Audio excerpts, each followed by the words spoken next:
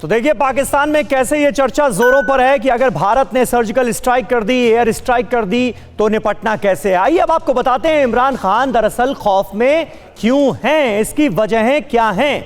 पहली, 11 विपक्षी दलों की मोर्चेबंदी से बुरी तरह से अपने ही घर में घिर चुके हैं इमरान खान, ये हकीकत है। और एक बड़ी वजह भी, इमरान के खिलाफ सड़क पर पूरा विपक्ष नजर आ रहा है। तमाम जो विपक्षी पार्टियां थीं वो पूरी तरह से एकजुट हो गई हैं और यह मोर्चा बुलंद कर दिया गया है कि पाकिस्तान में इमरान खान की हुकूमत चंद दिनों की मेहमान है।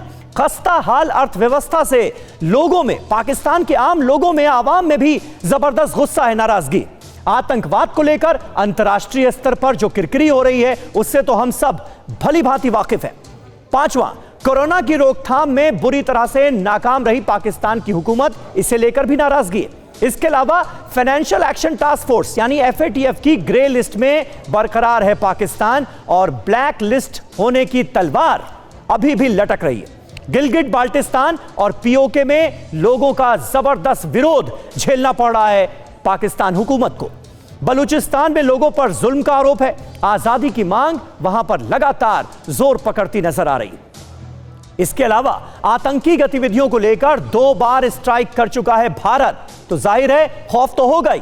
तीसरी बार सर्जिकल स्ट्राइक का डर सता रहा है पाकिस्तान को। तो ये तमाम वजहें हैं इस खौफ की इमरान खान के। अश्वनी सिवाज साहब, अब मैं आपके पास आऊंगा, एक्सपर्ट कमेंट आपका चाहूंगा। ये क्या विरोधाभासी बातें आपको नजर नहीं आती कि एक तरफ तो सर्जिकल स्ट्राइक का डर भी है, एयर स्ट्राइक कहीं ना हो जाए इसका खौफ भी है, लेकिन उसके बावजूद भी सीमा पर जो गतिविधियां हैं वो जारी रखी गई हैं। सीज फायर वायलेशन लगातार पाकिस्तान की तरफ से किया जा रहा है।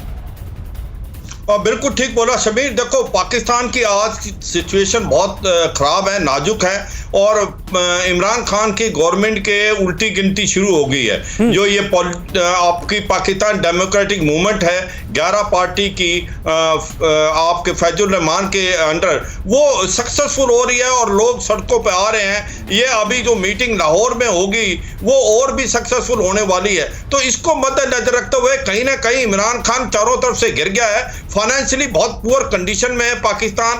आज वो ऐसे कतार में है कि कल उसको ब्लैक लिस्ट पे भी कर सकता है फाइनेंशियल एक्शन टास्क फोर्स। इसको मद्देनजर रखते हुए कहीं ना कहीं वो अटेंशन डाइवर्ट करना चाहते हैं। इसको क्या कर रहे हैं, वो एक तो सीज फायर वायलेशन कर रहे हैं और 500 के करीब उसने आतंकवादी बिठा दिए लॉन्च पैड पे, और कहीं ना कहीं भारत को इतना उकसाने की कोशिश कर रहे हैं कि भारत कुछ ऐसा करे जिससे कि वो ये बोले कि ये भारत ने अटैक किया है और पाकिस्तान इकट्ठा हो जाए। और कहीं ना कहीं वो इसी कार्रवाई को करने के लिए बैट एक्शन भी कर सकते हैं, सीज फायर वायलेशन भी कर रहे हैं, उसके बाद आतंकवादी भी भेज रहे हैं और कहीं ना कहीं पुलवामा जैसा अटैक भी कर सकते हैं। वो अपनी सीट बचाने के लिए किसी हद तक जा सकते हैं और इमरान खान को ये समझना चाहिए, अगर ऐसा कोई भी काम करेगा भारत बहुत सख्त जवाब देगा उसको, और जिस सख्त प्रकार जवाब से हमने दिया जा रहा है।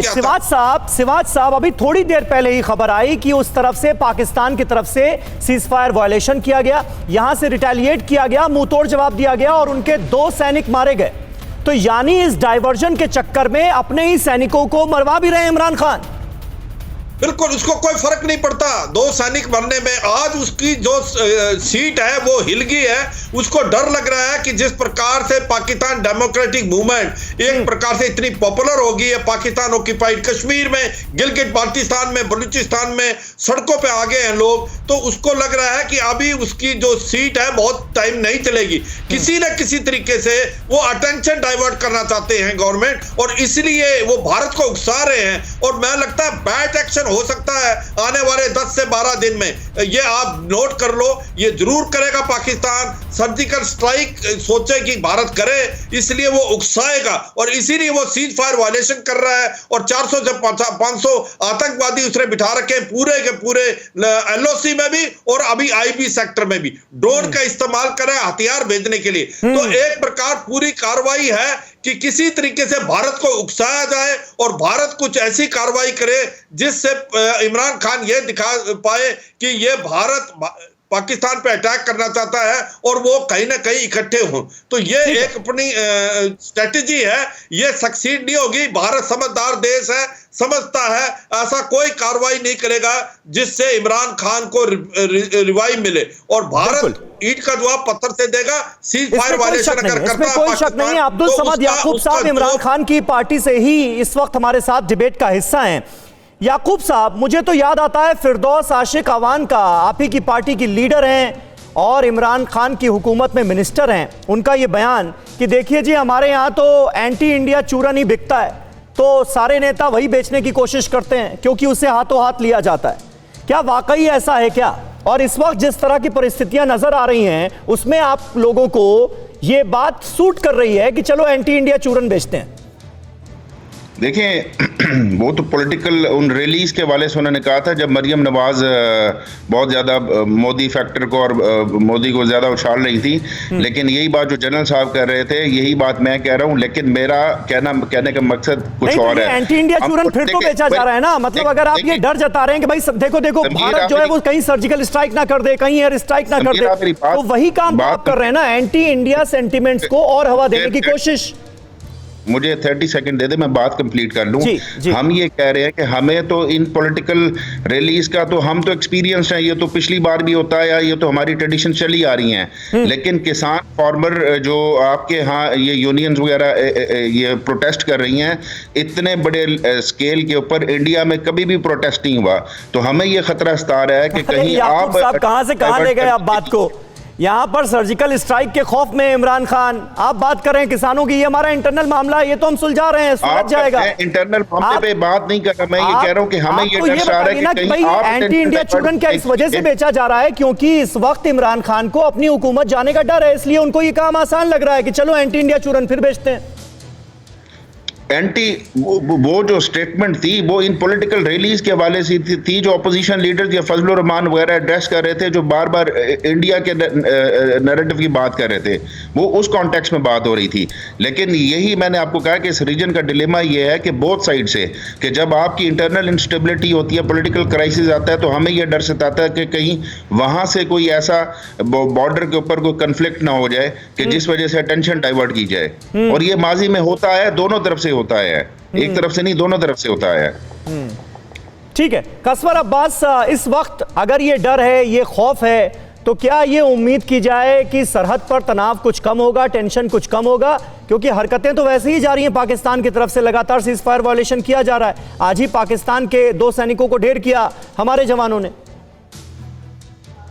मेरा अपना ख्याल ये है कि जो लाइन ऑफ कंट्रोल के ऊपर तनाव है वो बढ़ेगा आने वाले दिनों में, क्योंकि आप भी समझते, मैं भी समझता हूँ, पिछले 1.5 महीने से हम ये देख रहे हैं कि आग हल्की हल्की सुलगती रही, और उसके बाद जब चाइनीज फाइटर्स और चाइनीज फोर्सेस जहां पर आई हैं एक्सरसाइज के नाम पे या कुछ और भी, तो उसके बाद ये हवा कुछ ज्यादा बढ़ी। और मेरा ख्याल ये है कि जो मेरे सोर्सेस कह रहे हैं कि इंटरनल कंफ्लिक्ट दोनों साइड पे, लेकिन पाकिस्तान में बहुत ज्यादा है, इमरान खान इस वक्त अंडर प्रेशर है, और मेरा ख्याल यह है कि इसको आप लाइन ऑफ कंट्रोल के साथ ना भी अगर जोड़ें तो फिर भी पाकिस्तान की फोर्सेस मुकम्मल तौर पर तैयार है। मेरा ख्याल है कि अगले आने वाले दिनों में हम देख सकते हैं कि यहाँ पे कुछ ज्यादा चिंगारी जो है कुछ छोटे मोटे बड़े झड़प में हो सकती है। मेरे सोर्सेस यही कह रहे हैं, लाइन ऑफ कंट्रोल के ऊपर दबाव बढ़ेगा आने वाले दिनों। लाइन ऑफ कंट्रोल के ऊपर दबाव और बढ़ेगा, आप इस तरह से फिलहाल सिचुएशन को एनालाइज कर रहे हैं। और पाकिस्तान की करतूतों की लगातार हो रही है चर्चा। पाकिस्तान में इमरान खान के खिलाफ विपक्ष ने खोल दिया है मोर्चा। लाहौर रैली पर विपक्ष ने कहा कि अब होगी आर पार की लड़ाई। 13 दिसंबर को सरकार के खिलाफ 11 दलों की रैली होने जा रही है। विरोध में विपक्षी सांसदों ने इस्तीफा देना शुरू कर दिया है। 31 दिसंबर तक सभी विपक्षी सांसद इस्तीफा दे देंगे। तो ये बड़ी जानकारी देखिए निकलकर सामने आ रही है पाकिस्तान से, किस तरह से तमाम जो विपक्षी पार्टियां हैं वो लामबंद होती हुई नजर आ रही हैं। और बड़ा फैसला ये लिया गया है कि जो ऑपोजिशन पार्टीज के सांसद और विधायक हैं वो अपना अपना इस्तीफा सौंपेंगे। 31 दिसंबर तक सभी ऑपोजिशन के जो सांसद हैं वो अपना इस्तीफा सौंपने जा रहे हैं। यानी एक तरह से बड़ा मोर्चा खोल दिया गया है इमरान खान की हुकूमत के खिलाफ। और दावा यह किया जा रहा है कि बस चंद दिनों की मेहमान है इमरान खान की सरकार। और आइए अब आपको बताते हैं कि इमरान खान पाकिस्तान के लोगों को भारत के हमले का डर दिखा क्यों रहे हैं, ये आपको बताने की कोशिश करते हैं। ये देखिए इंफॉर्मेशन आ चुकी है हमारे पास। भारत का भय क्यों दिखाया, हमले का झूठा डर दिखाकर लोगों का ध्यान भटकाना एक बड़ा मकसद नजर आता है इस वक्त इमरान खान का। जिस तरह के पॉलिटिकल हालात पाकिस्तान में इस वक्त बने हुए हैं, उसके बाद तो हमले का झूठा डर दिखाने की कोशिश की जा रही है। सभी गंभीर मुद्दों से लोगों का ध्यान हटाना चाहते हैं इमरान खान, और यही वजह है कि एंटी इंडिया सेंटिमेंट्स को एक बार फिर हवा दी जा रही है। विपक्षी दलों के इमरान हटाओ आंदोलन को ठंडा करना है, और इसीलिए बार बार यह डर भी दिखाया जा रहा है, जताया जा रहा है कि देखो कहीं इंडिया फिर से सर्जिकल स्ट्राइक ना कर दे। विपक्षी दलों से राहत मिलने से गद्दी सुरक्षित हो जाएगी, इमरान खान को ऐसा लगता है, लेकिन हालात जो हैं वो कुछ और ही इशारा कर रहे हैं। बॉर्डर पर जंग का माहौल बनाकर पाकिस्तान प्रेम का ढोंग ये भी दिखाना चाहते हैं इमरान खान। तो ये तमाम वो वजह हैं अश्वनी सिवाज साहब, जिसके चलते पाकिस्तान का जो मौजूदा रुख है वो सामने आ रहा है। क्या आपको लग रहा है, आप कैसे एनालाइज कर रहे हैं सिचुएशन को, ये स्थिति अभी जारी रहेगी क्या? बिल्कुल जारी रहेगी समीर। देखो, जब तक पाकिस्तान के अंदर इंटरनल प्रॉब्लम है ये जारी रहेगी, क्योंकि जिस प्रकार से पाकिस्तान डेमोक्रेटिक मूवमेंट एक प्रकार से बहुत ज़्यादा स्ट्रॉन्ग बनती जा रही है और पाकिस्तान पूरी तरह से फेल हो गया है, और पाकिस्तान की जो गवर्नमेंट है इमरान खान के अंडर वो फाइनेंशियली भी बहुत वीक है। तो आज उसको लग रहा है कि उसकी जो सीट जाने वाली है, और वो कहीं ना कहीं डाइवर्ट करने के लिए अटेंशन बॉर्डर के ऊपर टेंशन डालेगा और लाइन ऑफ कंट्रोल को बहुत एक्टिवेट करेगा, सीज फायर वायलेशन करेगा, और कहीं ना कहीं भारत को उकसाएगा कि कोई ऐसा बड़ा एक्शन करे जिसके कारण वो ये कह सके कि भारत ने कुछ अटैक किया है और जिससे उसकी गद्दी बच सके। देखो, चीन इसकी बड़ी मदद कर रहा है। आपको पता है ये जो शाहीन एक्सरसाइज है, इसको शाहीन 9 ये भोलारी एक एयरफील्ड है सिंध के अंदर, जो कि 2017 में ही कमीशन की गई है। वो वहां पर एक्सरसाइज कर रहा है। उसके J-10, J-16, J-17 एयरक्राफ्ट लेके आया चीन, और उसके बाद यहां से आप कराची भी जा सकते हो सी के अंदर, और हमारे भारत की तरफ गुजरात में भी जा सकते हो। इसके साथ साथ इसने क्या किया, गिलगित बाल्टिस्तान में स्कार्दू में चीन ने अपने जो J-17 भी लेके आ गया है और 2 डिवीजन भी डाल दी हैं, और उसके बाद J-11, J-16, तो दोनों एयरफील्ड में ये एक प्रकार से ट्रेनिंग कर रहा है और चीन मदद कर रहा है पाकिस्तान की। लगता है कुछ ऐड कर सकते हैं सुमित, ये जो पाकिस्तानी दहशतगर्दों के साथ चीनी सेना का गठजोड़ नजर आ रहा है, चीन का गठजोड़ नजर आ रहा है, इसको लेकर और क्या जानकारियां सामने आ रही हैं? न्यूज़ टॉप 9 रोज सुबह 7 बजे और शाम 7 बजे सिर्फ TV9 भारतवर्ष पर।